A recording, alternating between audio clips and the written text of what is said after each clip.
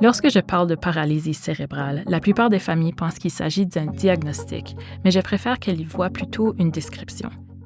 Il s'agit en particulier d'un problème de mouvement et de tonus qui peut commencer avant la naissance, au moment de la naissance ou peu de temps après.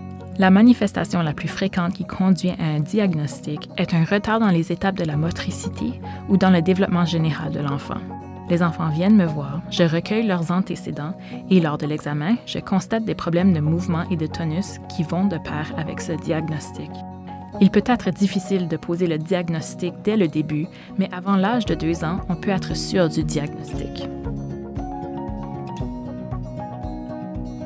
Il existe un certain nombre de causes différentes et c'est pourquoi je pense qu'il est important que les familles comprennent qu'il ne s'agit pas d'un diagnostic unique. Parfois, le cerveau se forme différemment dès le départ dans l'utérus de la mère, où un bébé peut avoir des problèmes au moment de l'accouchement et subir des lésions cérébrales. Il se peut aussi qu'une lésion cérébrale survienne tôt dans la vie, avant l'âge de 2 ans, et qu'elle entraîne une paralysie cérébrale. Les enfants nés prématurément sont particulièrement vulnérables aux lésions de la substance blanche, laquelle constitue les connexions du cerveau. J'ai donc pensé qu'il serait utile de réfléchir à la façon dont nous pouvons voir le cerveau. Voici une coupe horizontale au-dessus des yeux, à travers le cerveau, qui montre tout autour de la partie extérieure. Cette couleur grisâtre qui représente toutes les cellules du cerveau, c'est-à-dire la partie pensante de notre cerveau. Ces petites choses blanches que vous voyez ici sont en fait toutes les fibres qui descendent vers les bras et les jambes. On ne les voit pas très bien, mais ces petites zones sombres sont en fait les ventricules latéraux qui sont remplis de liquide. Cette image le montre d'une manière différente. Il s'agit d'une coupe verticale du cerveau. Ces parties sont en fait des zones remplies de liquide appelées ventricules latéraux. Comme vous pouvez le voir, ils sont entourés de matière blanche, ces connexions entre les deux hémisphères, et toute la matière blanche descend dans cette zone et se dirige vers les bras et les jambes. Par conséquent, une lésion de cette zone affecte les connexions cérébrales, puis le mouvement et le tonus des bras et des jambes. Il peut s'agir d'un bras et d'une jambe, des 2 jambes, d'un bras, d'une jambe ou des 4 membres. Si les gens disent que leur enfant est droitier et qu'ils le savent depuis l'âge de 5 mois, c'est en fait un signal d'alarme qui indique qu'il y a un problème avec le côté gauche. Si c'est le cas, nous examinons la situation pour voir s'il y a un problème avec le côté gauche. Normalement, on peut presque diviser un bébé en 2, mais s'il traverse la ligne médiane pour attraper un jouet, cela nous indique qu'il y a un problème avec l'autre côté. Il s'agit donc d'une première chose, mais il y a aussi les retards pour rouler, s'asseoir, ramper et tous ces mouvements de motricité globale auxquels nous nous attendons au cours de la première année de vie. Les enfants atteints de paralysie cérébrale présentent un risque accru de crise d'épilepsie comparativement à la population générale. L'une des choses que je fais souvent, c'est d'en parler aux parents. Ça ne veut pas dire que leur enfant aura des crises, mais il est certain que le risque est plus élevé. Si le cerveau a subi une lésion ou il s'est formé différemment, le risque existe. C'est pourquoi je décris généralement les crises d'épilepsie aux gens, je les aide à comprendre ce à quoi ils peuvent s'attendre et s'ils voient des mouvements répétitifs que l'enfant ne peut pas interrompre, je leur demande de me le faire savoir. Si vous avez des antécédents qui ont pu exposer l'enfant à un risque de paralysie cérébrale, c'est déjà un signal d'alarme. En effet, s'il y a eu des difficultés au moment de l'accouchement, ou si nous savions pendant la grossesse que le fœtus présentait des problèmes de développement cérébral, ou encore si l'enfant a fait des crises d'épilepsie, ces détails nous mettent la puce à l'oreille. Dans tous les cas, je poserai le diagnostic d'après mes résultats cliniques, puis je ferai passer une IRM à l'enfant pour déterminer le problème réel du cerveau, car l'IRM est en fait un test pour examiner la structure, et on peut donc voir les changements dans le cerveau qui pourraient avoir causé la paralysie cérébrale. Les soins apportés aux enfants atteints d'une paralysie cérébrale ne sont pas l'affaire d'une seule personne. Il s'agit vraiment d'une approche d'équipe.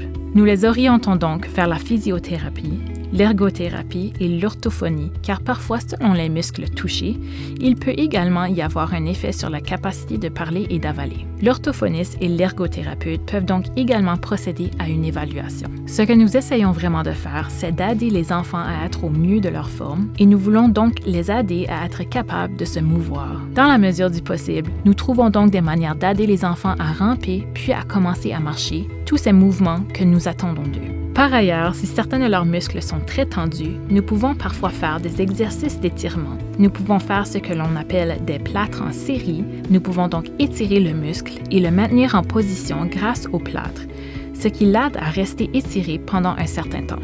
L'autre solution consiste à utiliser le Botox, que les gens considèrent davantage comme un traitement esthétique, mais qui peut être en fait utilisé pour détendre les muscles et permettre aux articulations d'avoir plus de mobilité. La paralysie cérébrale peut avoir de différents impacts en fonction de l'importance des lésions cérébrales ou du degré de difficulté posé par la malformation cérébrale.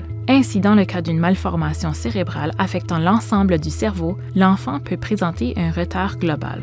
Ce que nous voulons dire par là, c'est qu'ils ne sont pas seulement retardés dans leur capacité motrice, mais aussi dans leur langage, leurs fonctions cognitives et leurs interactions sociales, c'est-à-dire dans tous les aspects du développement. L'impact est donc considérable pour les enfants qui souffrent d'une quadriplégie spastique sévère, auquel cas ils ont souvent besoin d'une prise en charge totale. La paralysie cérébrale peut aller de la quadriplégie spastique sévère à une atteinte d'un seul membre, avec raideur de celui-ci, auquel cas les personnes atteintes peuvent souvent poursuivre leur vie et faire tout ce qui les intéresse. Ils peuvent avoir une vie sociale normale, aller à l'école, être capables d'interagir avec leurs pairs et d'autres personnes. C'est donc vraiment très variable et tout dépend de la façon dont le cerveau a été affecté et de ce qui intéresse le patient.